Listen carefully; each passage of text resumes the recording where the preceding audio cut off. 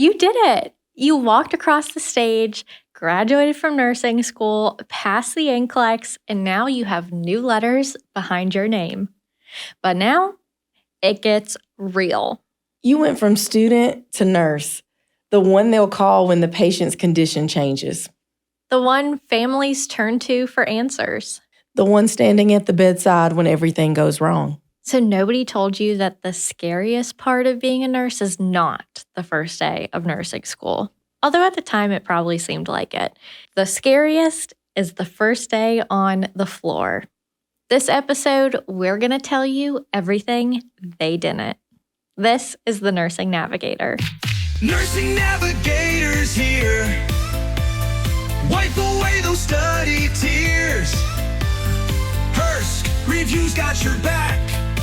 Listen close, stay on track. Today, we're talking about what they didn't tell you in nursing school. We're sharing the realities, challenges, and hidden truths that new nurses often don't expect, like imposter syndrome or your first code blue, and the emotional shifts that happen in between.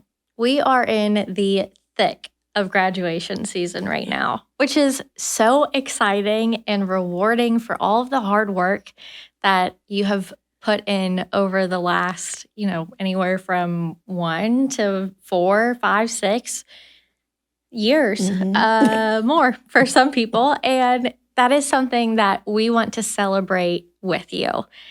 But I think with that, when you spend all this time to get to graduation, there's a lot to anticipate beyond graduation day. Yeah. And when you're starting your career.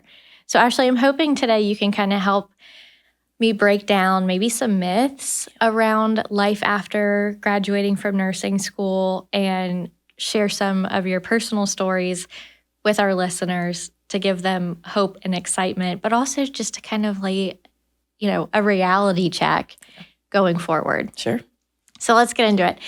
We'll start at graduation. So I think one of the big myths out there is, once you graduate, you're ready to go. You're feeling confident and prepared.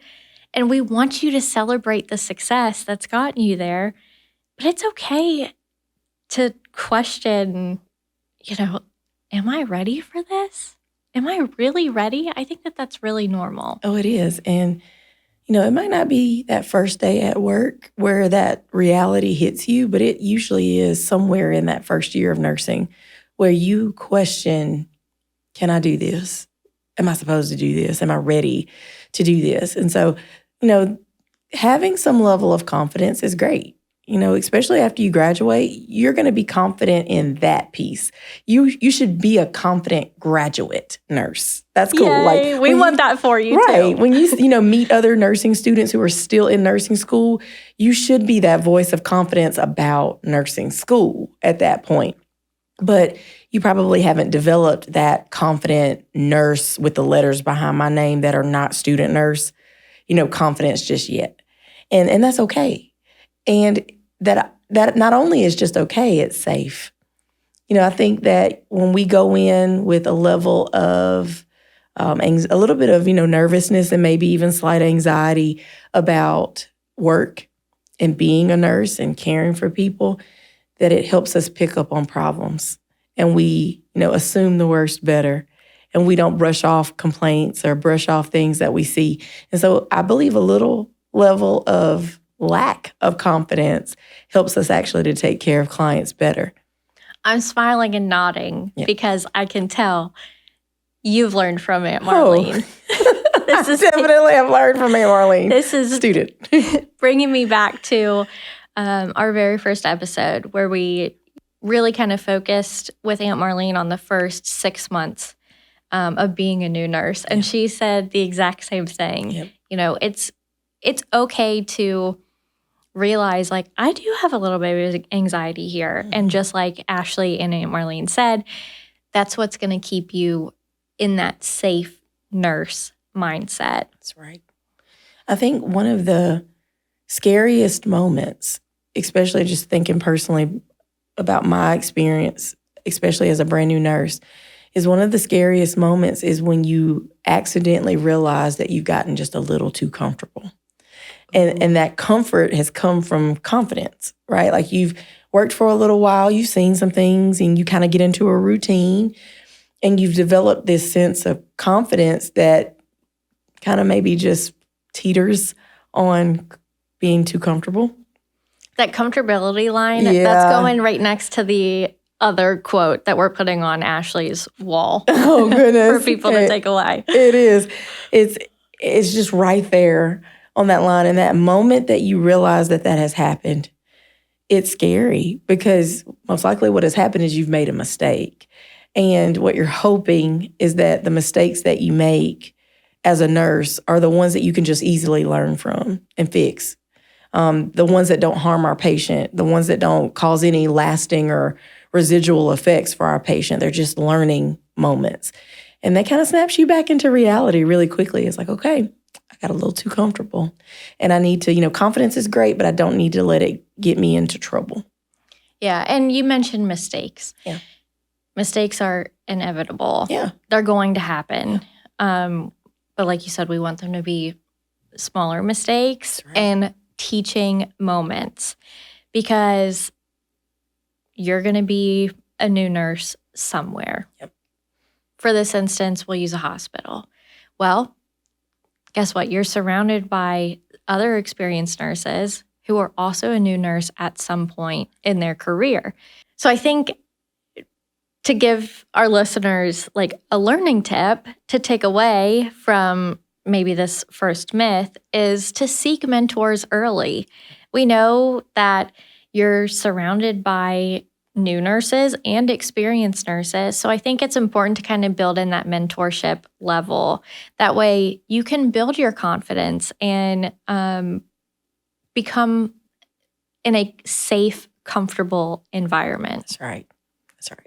I feel like another tip here is, don't forget to celebrate throughout, and especially your small wins. Mm-hmm. Like not everything has to be this major success. That's good. Just like in nursing school, you have a checkoff and that was successful. I mean, that one checkoff is not the end of nursing school.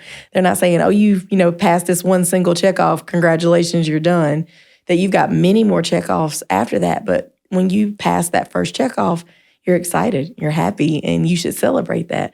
And it should be the same way throughout your nursing career, is that when you get those little small victories and those small wins, you need to celebrate throughout.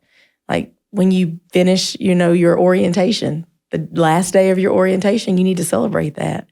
When you had a good day at orientation, even if it's not over, you need to celebrate that. Anything that you've learned, just hold on to those tiny victories because they're going to help you and they keep propelling you through your career. I love that. I think that that's wonderful advice. Whether you're a new nurse or you've been in nursing for a while or you're in nursing school, I think you can apply that wherever, just to celebrate the small wins and celebrate success. When I say celebrate success, though, it makes me think of like imposter syndrome, to where you can celebrate it and then you're like, wait, am I actually like competent enough to be celebrating this? Or, am I pretending to be something? And for those of you who don't know what imposter syndrome is, it's kind of that like self-doubt voice that you have going on in the back of your head, to where it builds feelings of anxiety or, are other people in the room looking at me thinking she doesn't know what she's doing? Or, why is she acting that? Really, you're the one focusing on yourself, and everybody else is probably also experiencing imposter syndrome at one point or another. Yep. And I'm sure that hits home in the nursing world especially. So much. And you think that would end in nursing school, because at some point in nursing school, even if you kind of muddled your way through, at some point you develop some level of confidence. And you're like, okay, I feel better about this, and I've gotten through, and this is the end, and I've made it. And then it just starts all over again. Like it shows its head again with NCLEX. And it's like, okay, this is different, and I can't answer these questions. And yes, you can. You've been practicing these questions, actually. You can. answer them. And then when you go to work and, you've earned those letters behind your name, it rears its head again. And it's like, you're not an imposter. Yes, you can. Because what makes you a nurse technically is the letters behind your name that you earned. You took the test, you passed it, you went through the process of nursing school. And so you can care for people. You can follow out these orders. You can keep people safe and alive. You can do these things. And it's just getting back to that. And it's sometimes having to, hear it yourself, say it yourself, but then have other people say it too. And believe them when they say it, is that you really can, because the only imposter in nursing is the person that's pretending to be a nurse. We've seen news reports we don't of want that, that. like fake nurses. Like, that's the imposter. That's the only one that really is dealing with that. And so we all have those moments of self-doubt, like where we don't think that we're good enough or we don't think that we can. But we've got the receipts that we can. We came with receipts. Check the letters. You've got those letters. You've taken the test. You've gone through nursing school. You have evidence that you can do this, and let's just keep applying it. And I also want to, normalize asking for help. Especially in the first few months. That is a wonderful time to ask for help. Nobody is going to turn it down. I would rather you ask for help early on than get really far into it. And then in a couple of years, you're asking for help when you should have asked for it a long time ago. Yeah. And I think the key here is that at some point, and I don't know why we think this, we think we should be able to do it by ourselves. And the truth is that there are not very many things at all, even nursing and non-nursing, that you are supposed to just do by yourself. Nursing is a team sport. You're not taking care of the client by yourself, even if they're assigned to you. And so even experienced nurses ask for help. So you're not just supposed to, try to do this by yourself. We're there to help you. We need help too. And so I just feel like, asking for help sometimes feels like this weakness. It's been, sometimes played as a weakness, and it's not. It is not. We're supposed to help each other. Yeah. And I think it takes strength to be able to ask for help. And that's not to say when, I'm like, ask for help in the first few months and not in 2 years. Right, that's not what I sure. mean. But I think that really leads into another myth is, okay, I'm done learning. Myth. False. No, we are never done learning. Never. And that's not just nursing. I know they like to say that nurses are lifelong learners. People are lifelong learners. If you are human, having a human experience, which we all are, we are learning constantly. And we should be learning constantly, because that's not only how we grow, that's how we help. I'm taking things that I'm like with the podcast, we're taking things that we've learned so far and we're applying it now, so that way we can be better at what we're doing. And so you're never done learning. It is a constant thing. It's just the environment has changed in which you're learning. That's it. And circumstances change in the healthcare aspect. And what I mean by that is technology, procedures, medications, laws. I mean, the legal aspect of it, the people you're working with, new viruses pop up. I mean, this is an ever-changing industry that you're in. So I think that's even reinforcing the fact further that we're not done learning. That's right. And you even brought that up too when earlier in the episode you talked about what you learned in nursing school, and then you kind of thought, okay, I'm good. I feel prepared. And then you got to the bedside and you were like, oh, I've got to learn a lot more. Absolutely. There's just some things that textbooks cannot teach you. And that's not their fault. Writers of a textbook, it's a book, right? And they're giving us great information and facts and some things that just won't change. But a perfect example is there is no way a textbook is going to tell you, what do you say to a grieving parent when they've just received horrible news? Like, what do you say? Like they do not teach that in the communication chapter, right? Like when we talk about the communication unit, you can't look that up. You can learn about grief all day long, but nothing prepares you for that moment.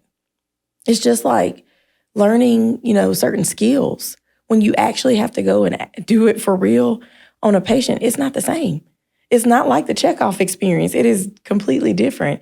Starting an IV on a human, a real person, is completely different than starting the IV on the mannequin or going through the process of placing a Foley catheter and doing all those steps where you're telling your teacher, my first step is that I wash my hands and I introduce myself. You're not playing that through in your head when it's actually happening. And so there are just some things that you're going to learn by being thrown into it. There's no rewind button to go back and rewatch that video one more time. No. When you're in the thick of it. It's a little sad, but it's also great, is that being thrown into it, it's not like I'm going to throw you to the wolves moment, but it's just an experience, right? Yeah. You're going to have that experience and then think back on it, and you're going to go, I wish I'd have said that differently. I wish I'd have done that differently. Or this part was great. I don't even know where that came from. Like, how did I think to say that? Right, I want to remember that and say it again. But you're always going to have that where you are reflecting and learning and going, okay, the next time that this happens, don't say that. That wasn't therapeutic. That wasn't helpful. And that's just learning. Mm-hmm. That's just life. And observe how other people are handling it. Or, in the break room, say, hey, like, a patient asked me this or a parent asked me this. Yes. And this is how I responded. It threw me off a little bit. Yeah. Again, because we're finding mentors, we're seeking help, we're celebrating successes, and we're learning from mistakes, or maybe it wasn't a mistake, but you knew that there was room to improve. Yes. It's part of this. It's part of life after graduation and being a new nurse. Yeah.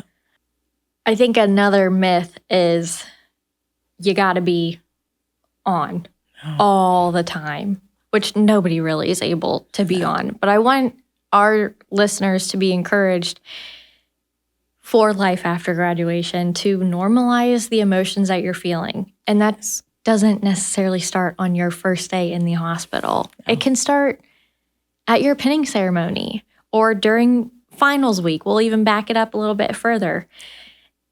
When you're walking across the stage, maybe you have a wonderful, big, loud support team there, and maybe it's just you and your classmates and your teachers are cheering you on. Maybe that brings up some emotions. And I think it's okay to take a step back and sit with them. Oh, yeah.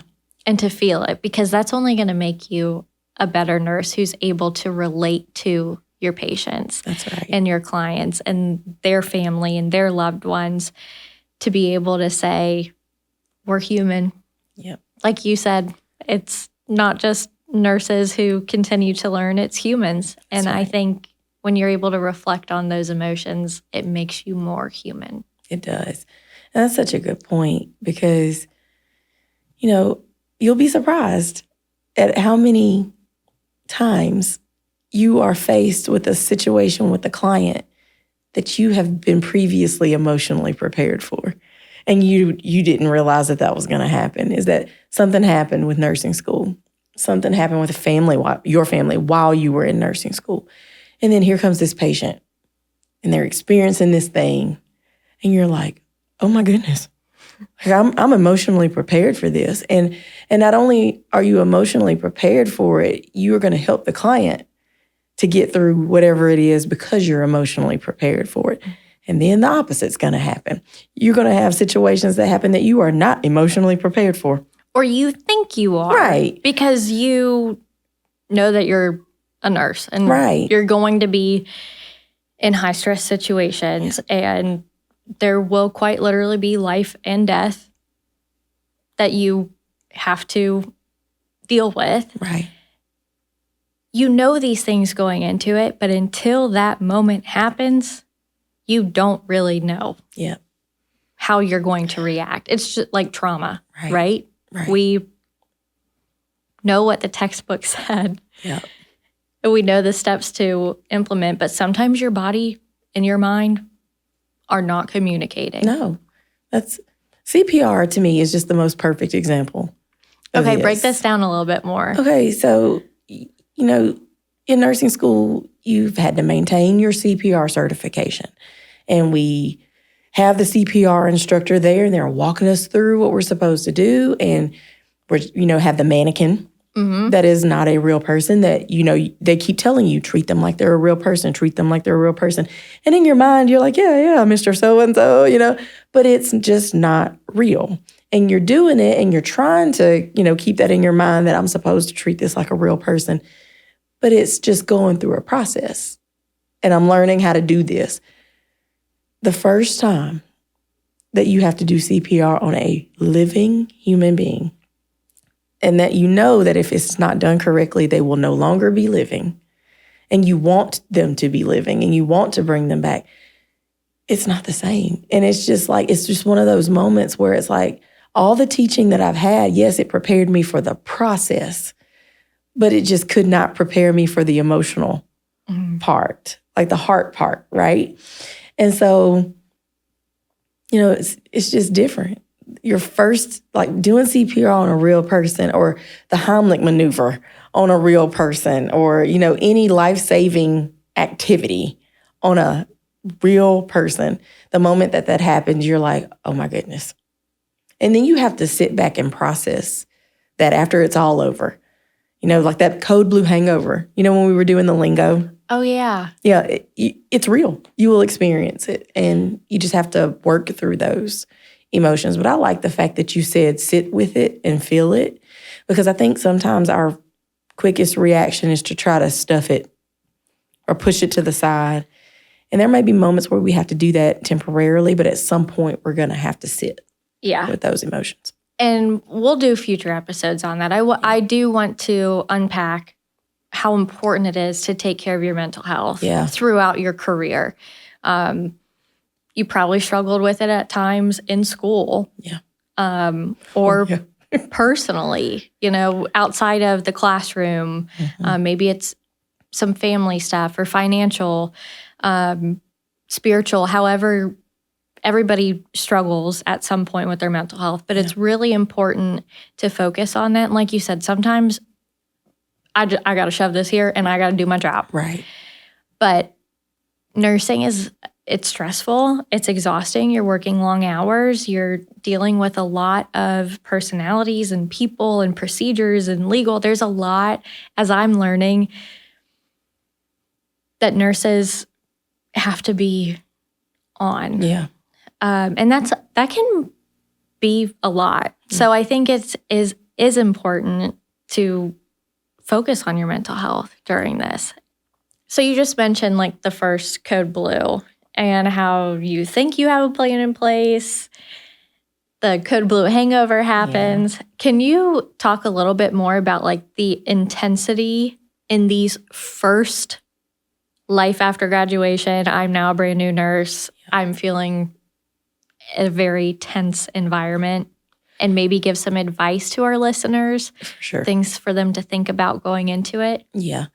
One of the things I know happens to so many new nurses is that whenever they are involved in their first rapid response, code blue, life-threatening situation, they sometimes cower and back into the corner and try to disappear, be as small as possible, be out of the way, or take on a very small role, something that they feel more confident in doing. And there's nothing wrong with that at all. If that's happened to you, there's nothing wrong with that. It's just that most of the time it's your patient. And you've got to, own that this is my patient, that I am a part of this team, that I need to take care of what I need to take care of. And that's scary sometimes because you feel like you don't know what to do, that you feel not prepared for that situation. And that's okay. that's why I love the teamwork approach, is that when we have experienced nurses that can come alongside us and go, this is what you do, step one. Okay, now do this. They're kind of like whispering in your ear, walking you through the process. And when that happens, the next time it happens, you hear their voice. It's just like Aunt Marlene. Mm-hmm. Like while you're taking the NCLEX, you hear her voice in your ear. When you have a good preceptor, you hear their voice in your ear. And so the next situation you have that's high stress like that, you hear them say, step one, do this. And you just fall into it. And then you get to the point where you start delegating those things. But that comes with practice and confidence and support. And it just doesn't happen initially. So I feel like just some really good, advice here is, one, do not cower. Like fight the urge to cower in that situation, like to shrink. I've never been in that situation, but I feel like that would be a very normal, natural response to be like, oh, okay. It is. And you want to disappear and shrink and just let everybody that's got more experience handle that. But that's how you get the experience, and that's how you get better, is that jump in and ask. If it's not your patient, jump in and ask, what can I do? If it's nothing but taking the notes, take the notes. That's good. If it's nothing but, supporting the family during that, walking them through what's happening, moving them to another area, then take that on. But, jump in and ask what you can do. And then listen, especially if you have a good preceptor. Good preceptors are the best. Well, They're you the keep best. mentioning a good preceptor. And I know that this episode is specifically targeted towards like our brand new nursing grads. Mm-hmm.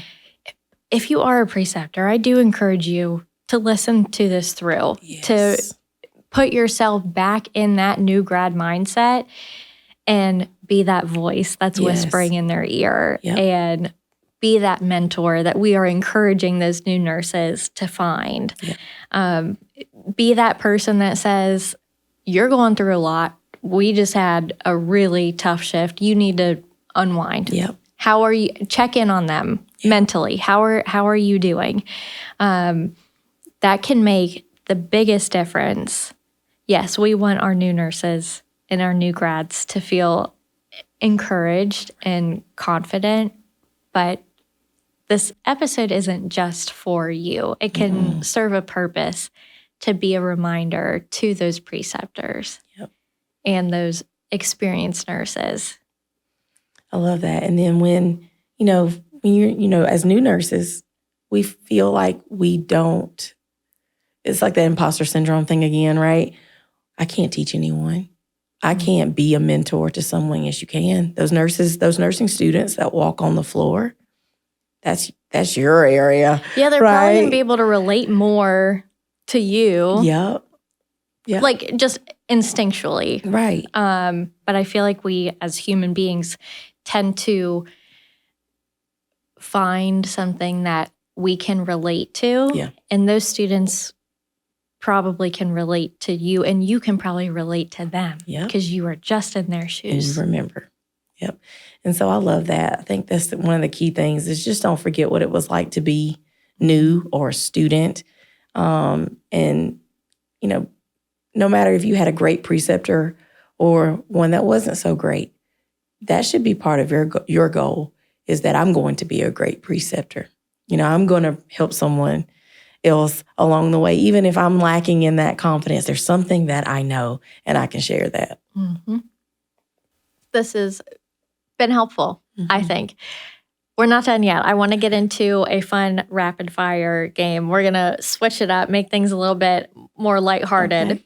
So on our social media at Hurst Review, hello, I plug it every episode, I have asked our new nursing graduates, I said, we want to hear what rumors, what tips, what myths, what fears do they have about graduating nursing school, but going to be a new nurse. Okay. So, rapid fire. The first one is night shift will ruin you. False. Night shift nurse previously here. It was the best ever. We have a biased opinion. I think that one just depends on. It does. Yeah. Day shift nurses, night shift nurses. We got to have nurses all the time. So whatever floats your boat. Yeah. Okay, next one. Doctors are scary. Nurses are scary. Anybody can be, but no, false. There's some amazing doctors out there. Next one. You'll get hazed. You better not. If you're in a place where they're hazing you, you need to report that and leave. But, there's so many environments that are so welcoming to nurses, and they teach you. So, no. Report it to HR. Hey, tell them. This one says you have to work med-surg first. No, I didn't. I'm a maternal child nurse in education. I never even did med-surg. Oh, well, there you have it. Somebody's pulling your leg. Okay, and then our last one says that first paycheck, it's going to make it all worth it. No, because you can't retire with that first paycheck. Yeah. The paycheck is great. Don't get me wrong. We all need to make money to be able to support ourselves and our family. But that's not what it's going to make it worth it. It's not what's going to keep you there. It's just not it. I think what makes it worth it is that first time a family member tells you thank you, or you see a patient that you just didn't know, what was going to happen, and they come back on the unit and they're fine and they're walking and everything's great. I think those moments are what make it, actually worth it. Or you find that work bestie. Yes. That you just can't wait to be on the same floor with or in the same pod with. Absolutely. That is at least what makes it wonderful to come in here all the time, is we've got wonderful coworkers. Absolutely. That makes coming into work a whole lot easier. Yes, it does. The paycheck is nice too. But there's lots of rewarding things that you can find. For sure. Well, that was fun. If you have more that as you walk across that stage and you're graduating and you're in the first few weeks, or maybe you're taking a little bit of time off before you start working, let us know. We'll bring it back on and we'll keep answering those questions that you have for us. Okay, guys, we know that life after nursing school isn't always what you think, but every patient, every experience, every family is shaping you into the nurse that you are always meant to be. Ashley, thank you for, as somebody who's been in our listener shoes before, just sharing your tidbits and words of wisdom and reminding our listeners that it's okay to not know everything on day one. That's right. What we are going to do is we're going to keep learning, keep growing, and keep showing up. If nobody has told you lately, you are doing amazing. We congratulate you on your success, your accomplishments, and we want to see you tag us in your nursing school graduation photos so we can cheer you along and encourage you throughout your nursing career. Until next time, future nurses, current nurses, graduating nurses, and retired nurses, thanks for tuning in to the Nursing Navigator by Hurst Review. Guiding you through from school to the floor, nursing news, careers, and so much more. Learning, growing, passing the test. With Nursing Navigator, you'll be your best. Nursing Navigator's here.